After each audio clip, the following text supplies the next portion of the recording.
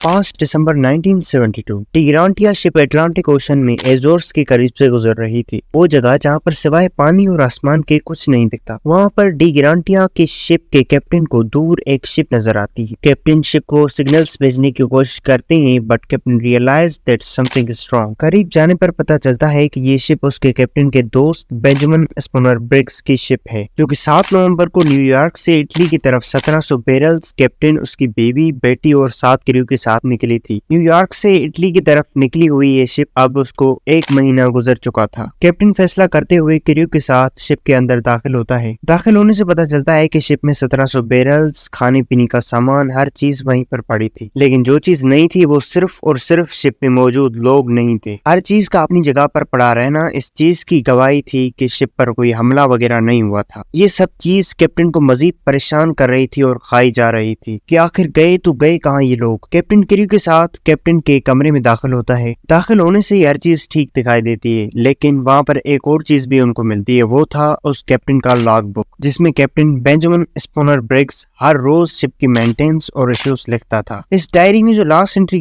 की गई थी वो थी 25 नवंबर 8 AM को की गई थी, जिससे ये साफ वाज़ेह था कि इस शिप को तन्हा समंदर में खड़े होते हुए 10 दिन गुजर चुके हैं। लेकिन लॉग बुक के अलावा एक और चीज भी वहाँ पर मौजूद थी, और वो थी तलवार, जो कि मियां में बंद पड़ी थी, और वो इस बात की गवाही थी कि शिप पर किसी किस्म का हमला नहीं किया गया था। अगर हमला हुआ होता तो तलवार मियां से बाहर होती। ये सब कुछ देखकर कैप्टन का दिमाग घूमने लगता है। कैप्टन बहुत परेशान दिखाई देता है कि अचानक कैप्टन की नजर लाइफ बोट सेक्शन पर पड़ती है, जहाँ पर लाइफ बोट नहीं थी, जिससे ये साफ वाज़ेह था कि किसी खतरे की वजह से वो लोग शिप को छोड़कर चले गए होंगे। लेकिन ऐसा कोई खतरा नजर नहीं आ रहा था। अगर खतरा होता तो कोई ना कोई निशानात जरूर होते। लेकिन अब सवाल ये है कि आखिर ये गए कहाँ लोग। नाज़रीन किराम, ये अनोखी कहानी थी शिप मैरी सेलेस्ट की, लेकिन ये आज तक मिस्ट्री है। नाज़रीन किराम, कई थ्योरीज और इन्वेस्टिगेशंस के बाद भी इस थ्योरी को लोग एक्सेप्ट करने पर तैयार नहीं, क्योंकि ये मिस्ट्री आज तक अनसॉल्व्ड है। हर थ्योरी की कोई ना कोई खामियां जरूर थी, लेकिन एक ऐसी थ्योरी भी थी जो कि बहुत ही रियल लगती थी, और